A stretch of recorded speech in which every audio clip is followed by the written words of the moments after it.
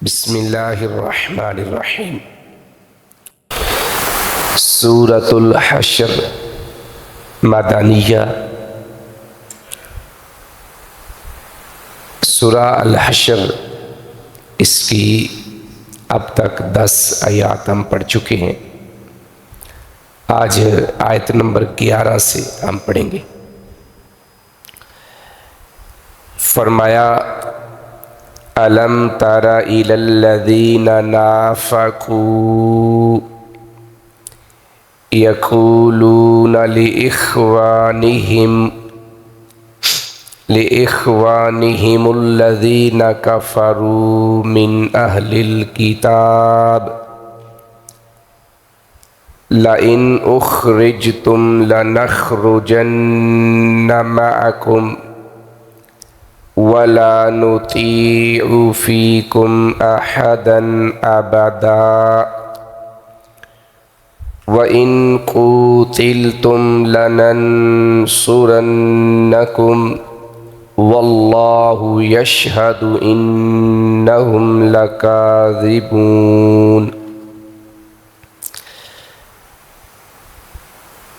اس آیت سے قبل 3 طرح کے لوگوں کا ذکر ہوا ہے۔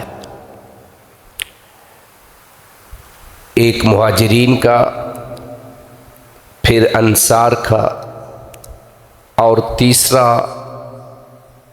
وہ گروہ، وہ لوگ جو ان کے بعد آئے اور قیامت تک آتے رہیں گے۔ اس کے اوپر کل بڑی تفصیلی بات ہو چکی ہے۔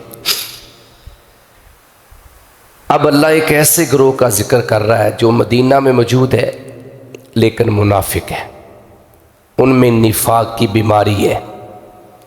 فرمایا الم تر الی الذین، الم میں حمزہ استفہام کا ہے، کیا لم نہیں، تارا آپ نے دیکھا، کیا آپ نے نہیں دیکھا، الی الذین ان لوگوں کی طرف، مطلب ہے ان لوگوں کو، کون سے، نافقوا جنہوں نے منافقت کی، جنہوں نے منافقت کی۔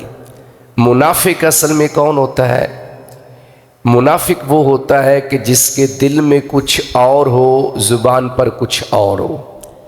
یہ جو نفق لفظ ہے نا، نفق، اس کا لغوی معنی ہوتا ہے ایک ایسی سرنگ جس کے 2 منہ ہوں، ایسی سرنگ جس کے 2 منہ ہوں، یعنی کچھ ایسے چیزیں یا درندے یا کچھ ایسی چیزیں ہیں جنہوں نے سرنگ بناتے ہیں اور 2 سائڈ سے اس کا منہ رکھتے ہیں، ایک سائڈ سے داخل ہوتے ہیں، دوسری سائڈ سے نکل جاتے ہیں۔ تو منافق اصل میں یہی کام کرتا ہے کہ وہ جہاں جاتا ہے، جیسی مجلس ہوتی ہے ویسا اپنے آپ کو شو کرتا ہے، جبکہ حقیقت میں ایسا کچھ نہیں ہوتا۔ اس لیے اللہ فرماتے ہیں کیا آپ نے ان لوگوں کو نہیں دیکھا جنہوں نے منافقت کی۔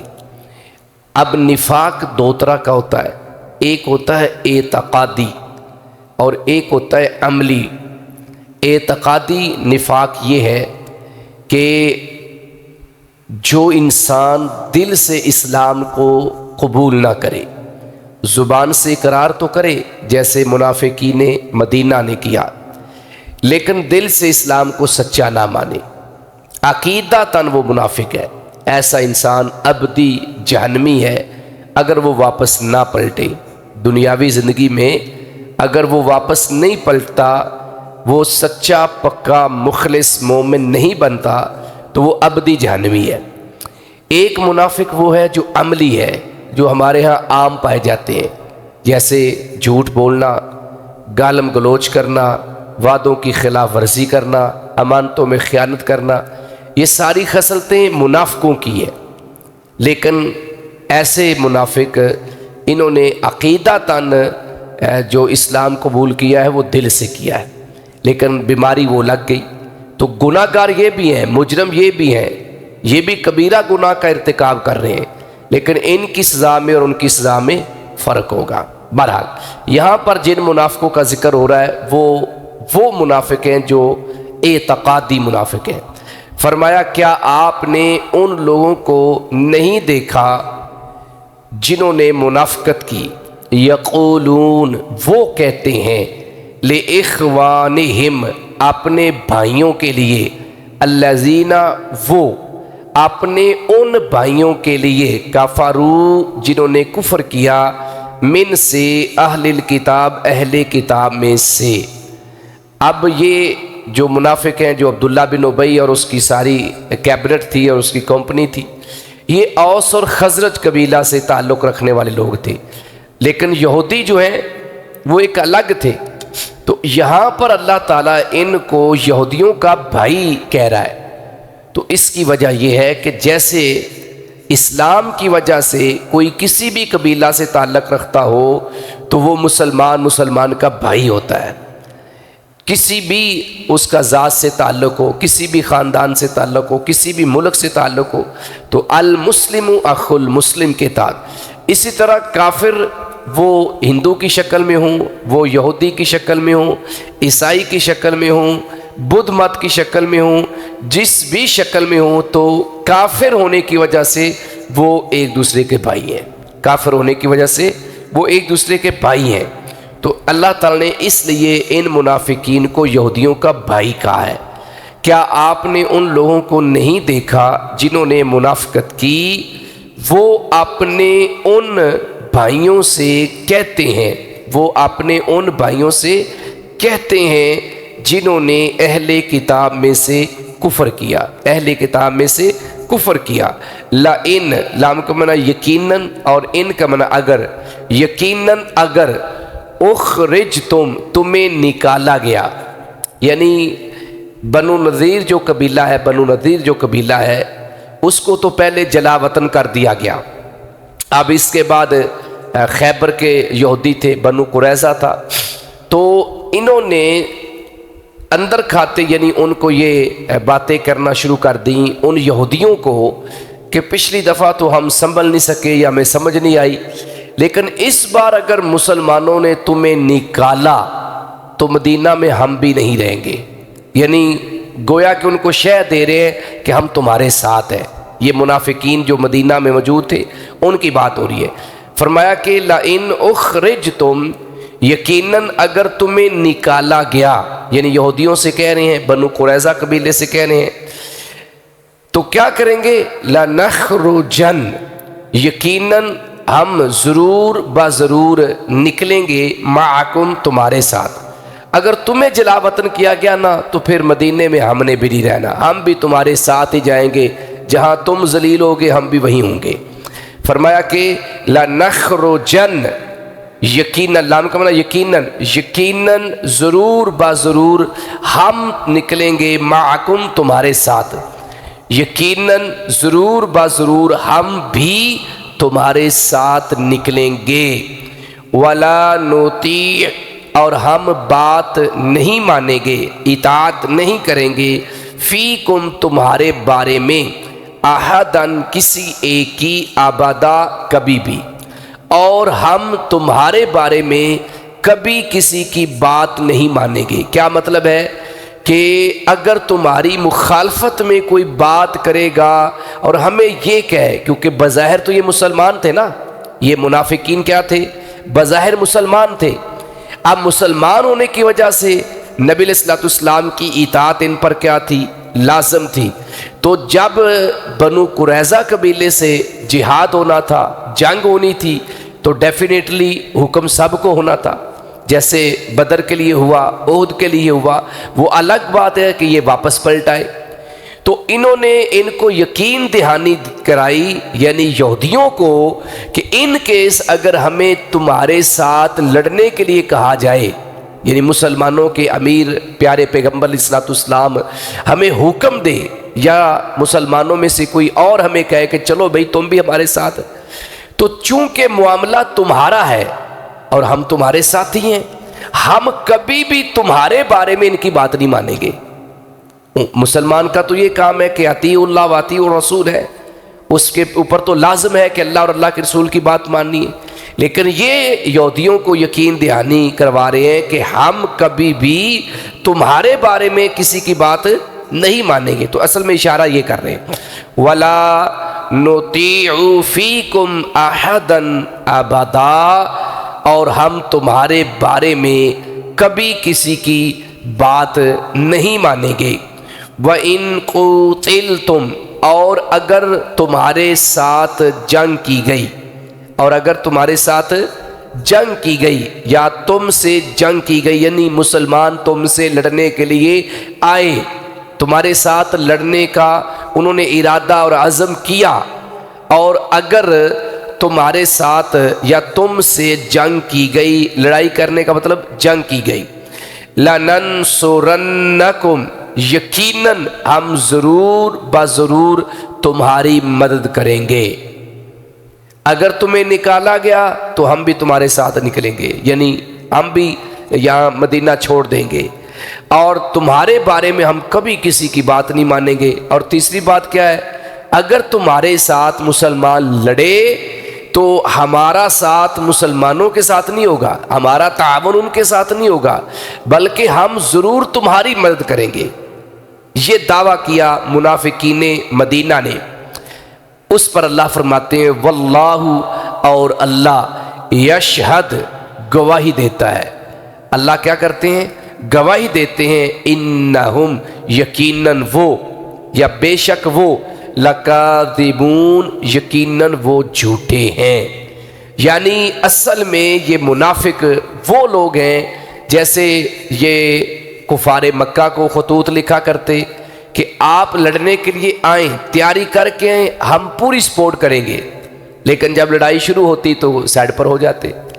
اب ادھر یہودیوں کو کہہ رہے ہیں کہ ہم تمہارے ساتھ ہیں، کہ کسی طریقے سے یہودی جو ہے وہ سرنڈر نہ کریں، کسی طریقے سے یہودی اس علاقے سے نکلے نہ، بلکہ وہ مسلمانوں کا مقابلہ کریں. اور اصل میں دماغ میں کیا چل رہا تھا کہ یہ آپس میں لڑیں گے، ہو سکتا ہے مسلمانوں کو شکست ہو جائے اور مسلمانوں کے پیغمبر علیہ الصلوۃ والسلام شہید ہو جائیں، تو پیچھے جناب میدان خالی ہو جائے گا، گلیاں سنجیاں ہو جائیں گی. اور وہ عبداللہ بن ابی جو خواب دیکھ رہا تھا تاج پوشی کے کہ مجھے پھر سردار بادشاہ بنا دیا جائے گا، تو ممکن ہے. تو اصل چال اس کی یہ تھی، ان منافقین کی اصل چال یہ تھی کہ یہ دوسرے لفظوں میں کہہ لیں کہ جیسے بدر میں شیطان ایک بزرگ کی شکل میں آیا نا، سورہ انفال میں پوری اس کی تفصیل موجود ہے، اور وہ کفار کو یہ کہہ رہا تھا کہ ان کو پکڑ لو، بس یہ تھوڑے سی تو ہیں، ابھی تم نے ان کو ختم کر دینا. وہ کیا کر رہا تھا؟ اصل میں ان کا حوصلہ بڑھا رہا تھا کہ یہ کہیں پیچھے نہ چلے جائیں. لیکن جب اللہ تعالیٰ نے فرشتوں کو نازل کیا مسلمانوں کی مدد کے لیے، تو پھر یہی شیطان بھاگ نکلا. تو یہی کام منافقین کر رہے تھے.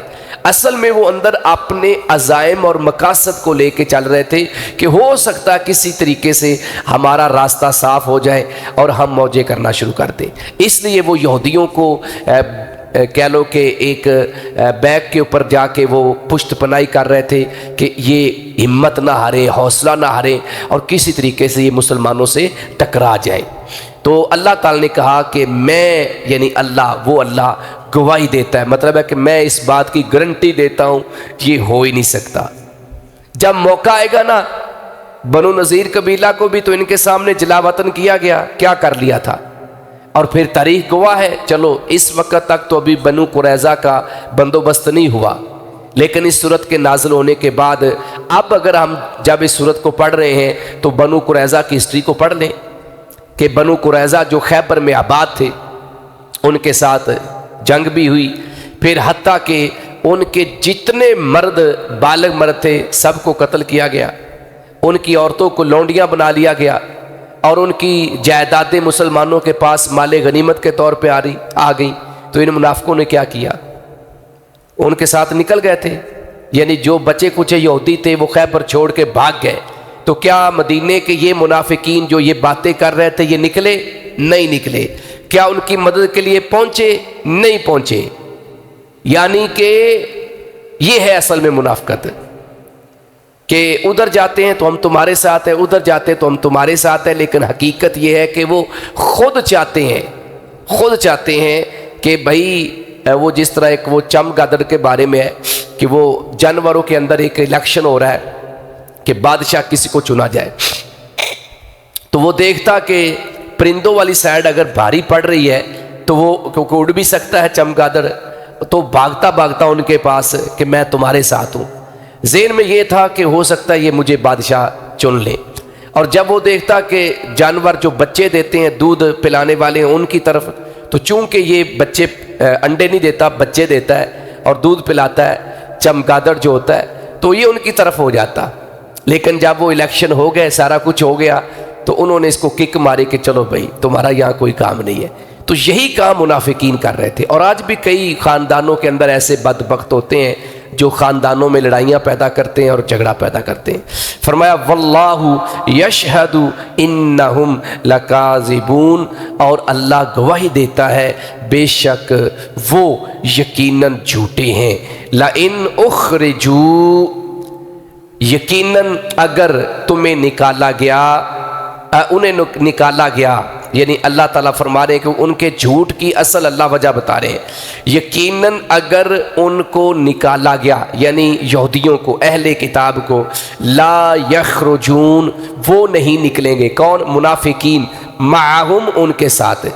پیچھے ان کا دعویٰ تھا کہ ہم نکلیں گے، اللہ کہتا ہے نہیں، یہ جھوٹے ہیں، اگر ان کو نکالا گیا تو یہ ان کے ساتھ نہیں نکلیں گے، اور ایسا ہی ہوا۔ جب ان کو نکالا گیا تو یہ ان کے ساتھ نہیں نکلے۔ اور پھر اللہ نے اگلی بات بھی بڑی اہم کی، جو انہوں نے باتیں کی اسی کا جواب اللہ دے رہے ہیں، وَلَئِن قُوتِلُوا، اور اگر ان سے جنگ کی گئی، یعنی یہودیوں سے، اور یقیناً اگر ان سے جنگ کی گئی، لا ينصرونہم، تو وہ ان کی مدد نہیں کریں گے۔ انہوں نے کیا کہا تھا کہ ہم مدد کریں گے، اللہ کہتے نہیں، یہ مدد نہیں کریں گے۔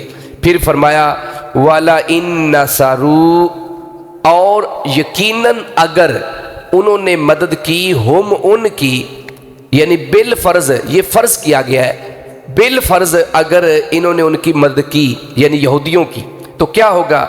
لَيُوَلُّنَّ الْأَدْبَارَ، یقیناً ضرور بضرور وہ پیٹ پھیر جائیں گے۔ پہلی بات تو یہ کہ ایسا ہونا کوئی نہیں ہے، انہوں نے میدان میں جانا ہی نہیں ہے۔